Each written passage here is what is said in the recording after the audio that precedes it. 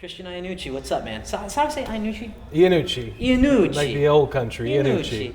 From Doorbell Barbers and Doorbell Salon. What's up, my man? Yeah, hey, good afternoon. Thank you for having me. Great Absolutely. pleasure. I just want to have some coffee talk. I know that it's afternoon, so we're going to do without the coffee today. The Okay, coffee fair enough. Prop. Fair enough. So tell me about how you were inspired to leave the corporate sector in New York City and say, you know what, I want to start my own business and this is what I want to do. Sweet. So thanks again for having me on. It's a pleasure to be here. I think this is a great concept, and I wish you lots of success with it moving forward.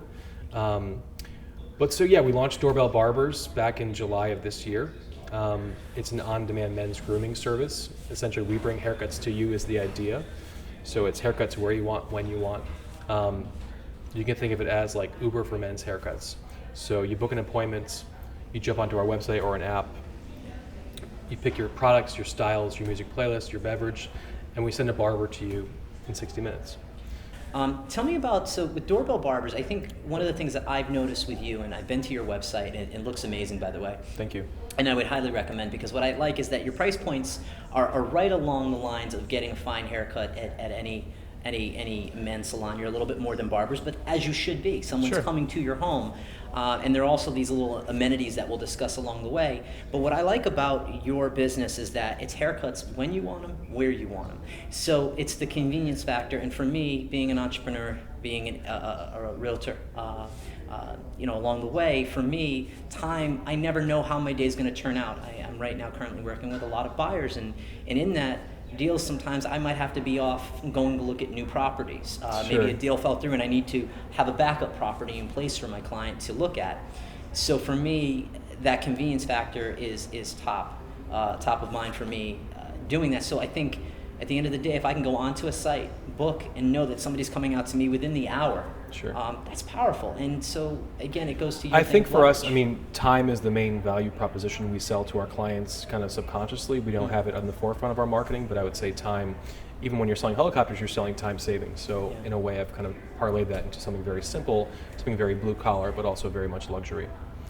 And one of the things that I think with you and your hobby, I think, and you just recently picked it back up, is that you love to sing. Tell me a little bit about that. So ever since I was a young kid, I remember myself like singing Sinatra and like the Rat Pack classics at family functions and events. And I became a DJ, a mobile DJ, when I was 12 years old. And part of the package was when you hired Christian to come DJ your event, you also would get a singer. Someone would come and do, these standards. And so over the course of my high school, I was involved in local theater and kind of productions through Shelton High School, which is here in Connecticut. Yeah.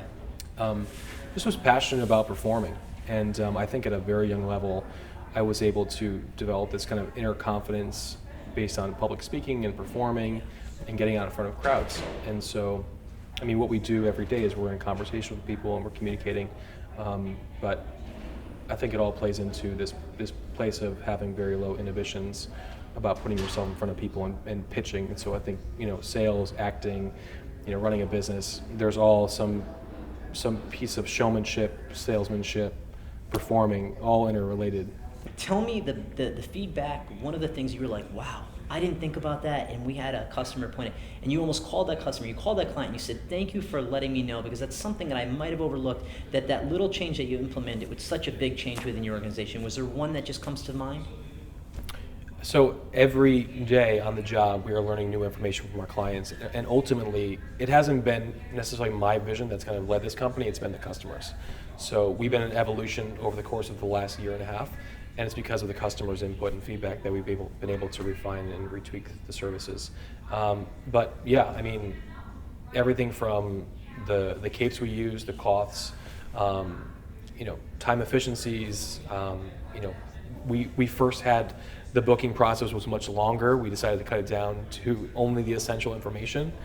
But our eyes and ears are open to our customers. That's the only way we're going to be successful, is we listen to the people that are purchasing from us. And so you have to kind of remove your ego and be somewhat of a sponge or a chameleon and adopt the best practices that your customers are offering you. And so that's what we do. That's awesome, and I think that goes to, again, working amongst the team. So tell me a little bit about the culture within your organization. We're branding in-home service. So the idea of someone getting a haircut at home or a stylist working part-time somewhere else to make some extra cash. It's been around for a very long time. It's where the trade originated. So you have barbers starting out by doing home service, where you'd see them carrying a doctor's bag and in a way acting like the first doctor. And so we're a part of a resurgence of taking these old traditional jobs and bringing them into the 21st century. And so we do that with obviously the technology available, but we're also putting a spin on the experience. So old world meets new world. Old world meets new world. Yeah, exactly. Like I just saw a new business where they bring the milkman back, where you can actually get fresh milk delivered to your house. I think it's the best. On a weekly basis in glass jars with curds and whey on top and a nice metal top. I'd be Which is very concerned cool. with the curds and whey, but we Okay. actually, as a kid, I had seltzer delivered to our door, and they were Really? these old bottles, wooden Oh my boxes, gosh. and I'll never forget that I experience. need that service. And I used to hear my grandfather, he used to tell me how they would do the ice blocks. Now, he was born in Yeah. 1919, so you can imagine the ice blocks my were gosh, being delivered wow. in the summertime. How cool is that? And I think it's some of those things that technology is great. It's utilizing it to your benefit. And I think a lot of people forget that the handshake, and I always say, just send out a thank you note to people. Appreciation is everything, because building those relationships, the technology gets you out there quicker. It's more powerful. It keeps you organized. But those relationships, that hand-to-hand, or that handshake, that face-to-face, not the hand-to-hand, Of course. face-to-face interaction is so powerful. And I think if we can use both things, and again, like to your point, I think the nugget that I want people to pull away when they listen to this is, you be a chameleon, listen to podcasts that will educate and help you grow. And it's just like when we were talking about, you said, I use this system called Indeed for the potential onboarding process of new team members. And in doing that, it allows me to leverage the time, because how many times can you grab coffee every week? So for me, when I'm meeting with someone with coffee, I have to determine, does this time use with meeting with this particular person, does this make sense? Is it good for the both of us? Is it a good potential fit? And you got to trust your gut. Your gut, will lead you right if you listen to it closely. It's very true. So I think you go from a place of always saying yes, yes, yes, yes, yes, to then start saying no, because you have to figure out, where your time should be prioritized. And as an entrepreneur, as a small business owner, you wear many, many different hats. And so when people see, oh, Christian, he's running Doorbell Barber, it's like, oh, Christian's also cutting hair, he's also doing the marketing, he's doing the accounting, the sales, doing the partnerships. And so, that requires 7 days a week of work. And then when you're dreaming, you're thinking about it as well. Tell me about the pop-up stores. You did Lord & Taylor, but tell me a little bit So about that. we do pop-ups. What a pop-up is, kind of like the idea of a pop-up restaurant, is where you take a service or a product and you go into a temporary space and you do some like this experimental marketing where you have a barber shop in the middle of a park in a beach setting. We're here at Harbor Point in Stanford. We're doing a pop-up here in 2 weeks, right over to our right. So essentially it's a way for our customers to experience what we do and also to get a complimentary haircut, which is pretty good. So when you say social media, it's such like a broad kind of, it's kind of a broad umbrella of things. What have you found most effective in terms of acquiring new clients? And also what works best for you to essentially promote your brand? So I said the phrase for me is be social on social media. And what that means is, don't just like a post.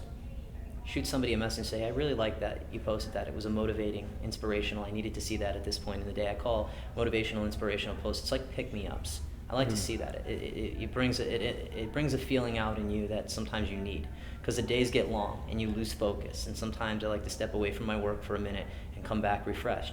I also said that with LinkedIn, use it like a phone book. It's B2B. Ask people for coffee, people that you're interested in getting to know, or people that you've known for a while but you lost contact with. Speaking of which, Mike Ursone of Ursone Films, who actually does the editing of these clips, was someone that I went to college with, and we lost contact. And then I was coming up to my wedding, and I called him and I said, listen, I see some of your stuff on Vimeo. I like what you're doing. I like the quality content. You're very good at editing. You're also extremely creative. I want to team up with the Coffee with CraigO segments, and I'd like you to be the guy. And that worked really well. It was a good synergy. We get along very well. And I think that was important. So with social media, it's about really reaching out to people, but it's also when you post stuff, and as I've said this before, it shouldn't be plagiarized. And it doesn't mean that I won't, share something on my page. But if I'm going to share something, it means that I've read the article and that I'm going to put my light opinion. Or I might ask, I read this article, I found it interesting if it's controversial. what do you think? Because it's not about me at the end of the day. My buyers, it's about them. It's about us going through the process. With my clients that I'm selling for, when I'm selling their home, it's not that I'm taking on a listing. I'm getting the ability or the opportunity, most importantly, to market and promote their property, and that they're entrusting in me to represent that property to its best. So how do I carry myself? How do I dress? How do I follow up? What's my level of communication? How am I promoting and marketing that property from a material standpoint? And how am I utilizing the power of my brokerage that I work with?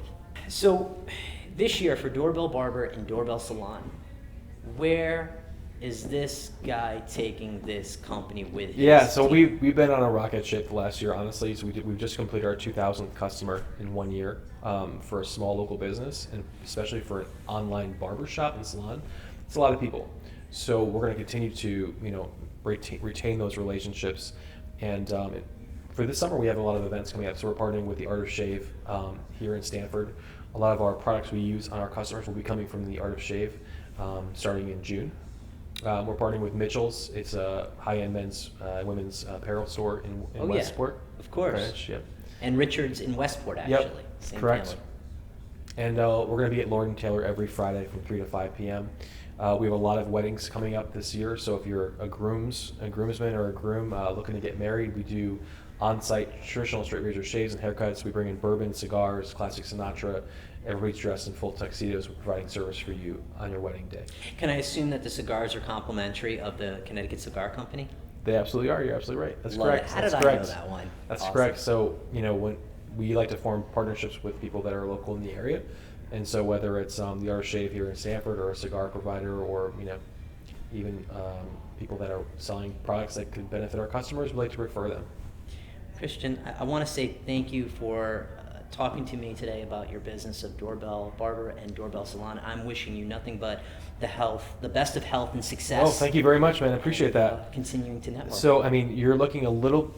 I see a little bit of disheveled in your haircut today, and I think you can go for a signature Doorbell Barber's haircut.